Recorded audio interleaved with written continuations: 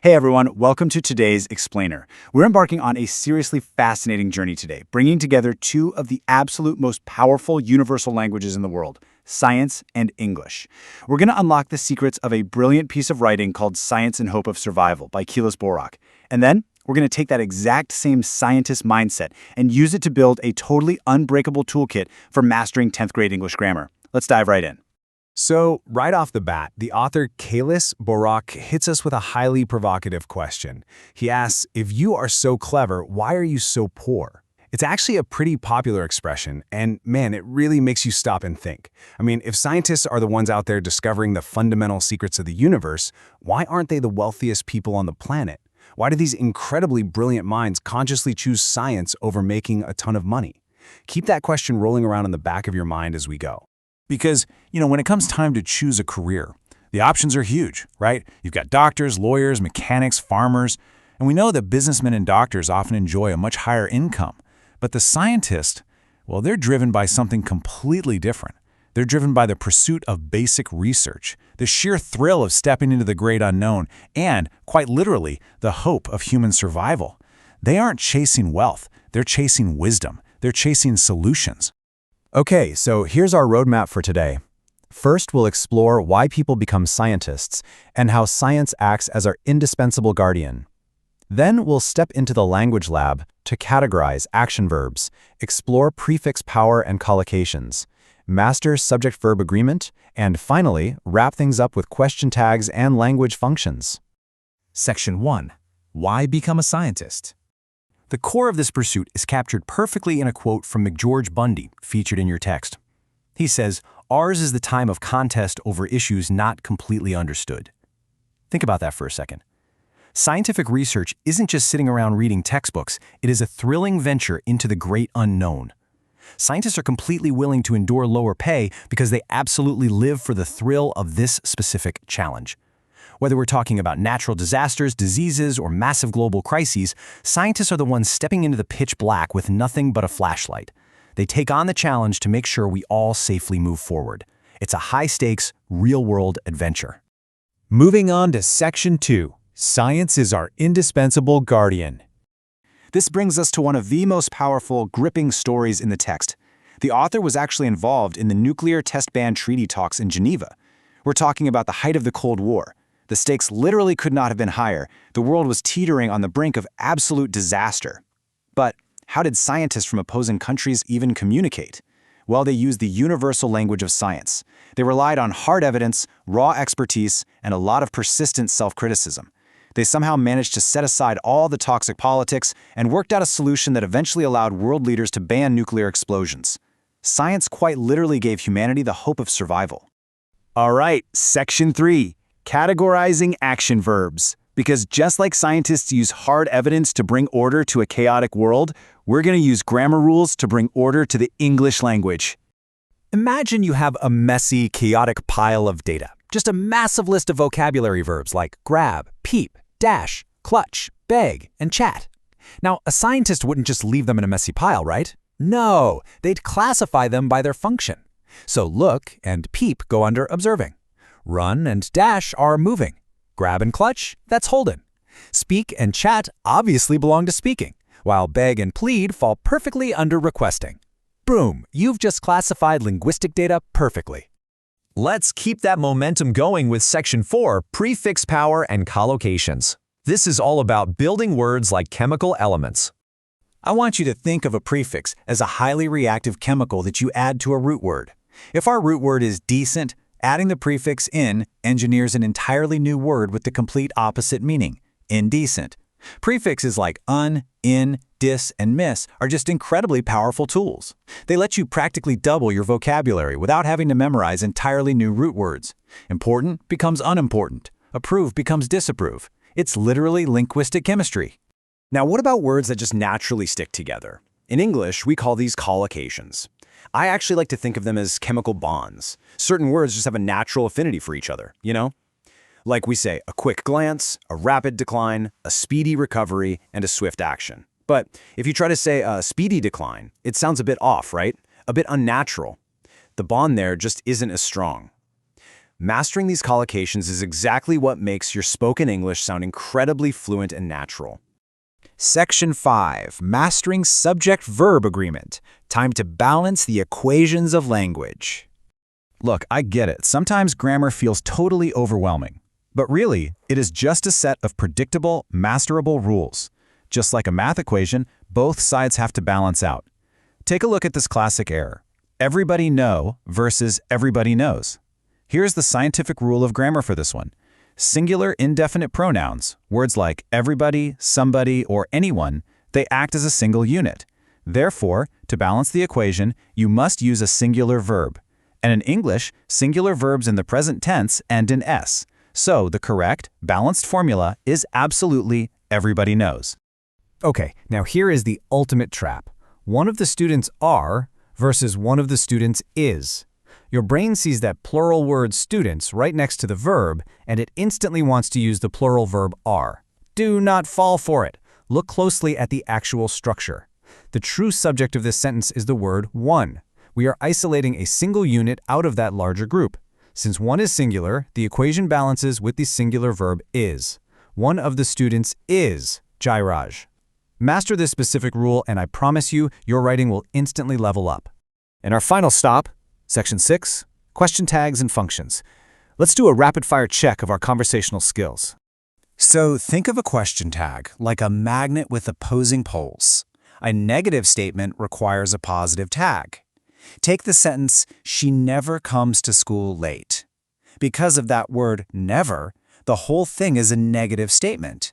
Therefore, the tag at the end must be positive. Does she? It attracts the exact opposite. Now let's reverse the polarity. Your friends are coming tonight is clearly a positive statement, so following our magnetic rule, we need a negative tag, aren't they? Positive attracts negative. It's wonderfully systematic once you actually see the pattern. But what about a sentence that doesn't have an obvious helping verb staring right at you? Like, students shouted in the classroom. Where's the tag supposed to come from? Well, you have to extract it. Shouted is a past tense action verb, which means it's secretly hiding the helping verb did. The statement itself is positive, so we extract that did, make it negative, and we get our tag. Didn't they? Pretty cool, right? Finally, we have to remember that language isn't just about fast-paced rules, it's about social function. When Manoj says, "Would you please give me your science record?" he isn't just making a random sound, he is performing the function of requesting. But when Sudha sees Radha waiting at the bus stop and warmly says, "Come, I will drop you," her language is performing the function of offering help. By identifying these functions, you comprehend not just the vocabulary words, but the deep, underlying human intention behind them. And that brings us to the core truth of today's exploration. Science and English, they are simply tools. Keilis-Borok showed us that the hard evidence of science is our indispensable guardian, offering humanity the hope of survival. In the exact same way, the precise rules of grammar, your verbs, collocations, subject-verb agreements, those are your tools for clear, powerful, world-changing communication. When you master your tools, you master your world. So my final question to you is, now that your toolkit is completely upgraded, what incredible thing will you discover or communicate next? Keep learning, keep exploring, and I'll see you next time. Welcome to the Evaluator's Room. I'm thrilled you're here. Today, we're going to reverse engineer your SSLC 31E English paper.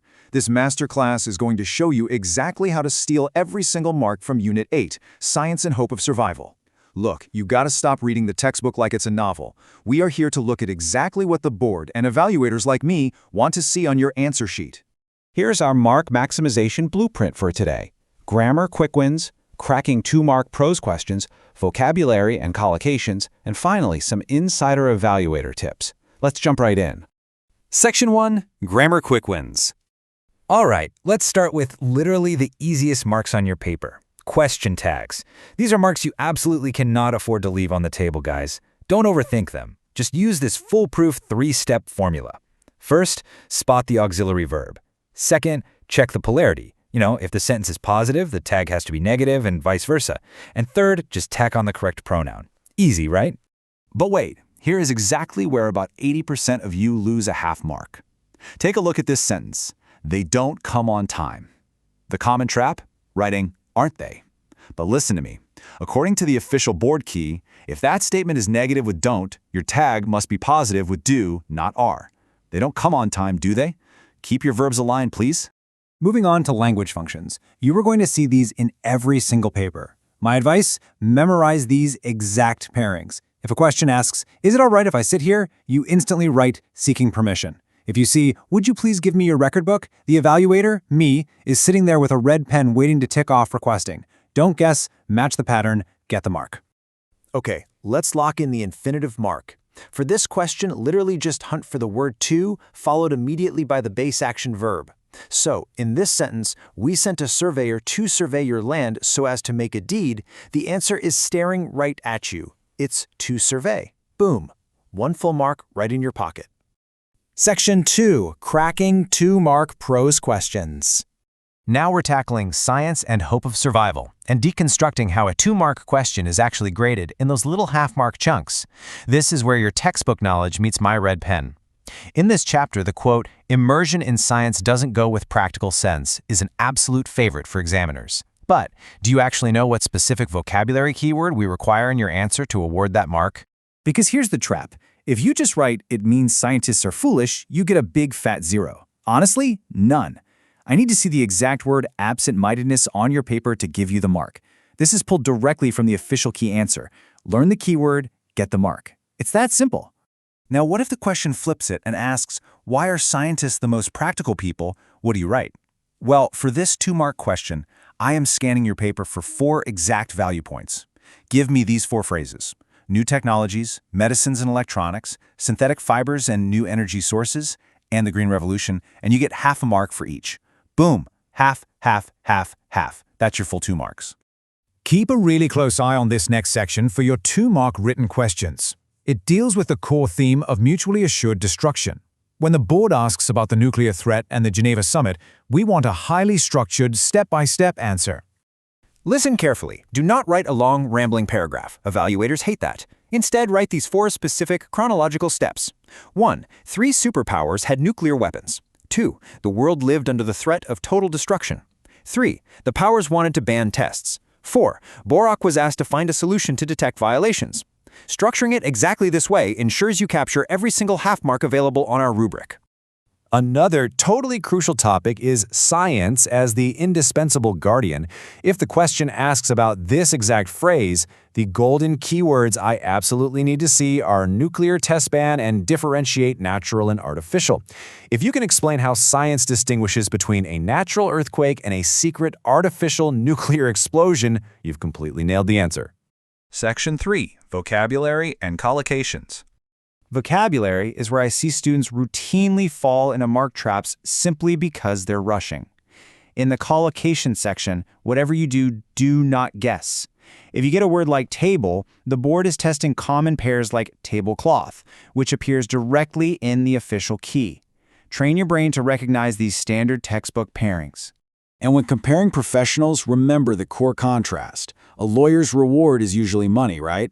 But a scientist's reward is the thrill of discovery itself. Examiners absolutely love questions that highlight the unique motivations of a scientist, so make sure to lock this comparison into your memory. Section 4, final evaluator tips. Before you walk into that exam room, let's look at one last rapid-fire grammar trap regarding linkers. The absolutely crucial point here is knowing the difference between your linkers. Use but when showing contrast, like he is slow but he is sure of his success. And use because when giving a reason, like Nandan scored more marks because he had studied well. Please don't swap them. It changes the entire logic of the sentence and literally costs you easy marks. I want to leave you with this final, critical thought. When you're sitting in that exam hall, are you writing what you think is the answer?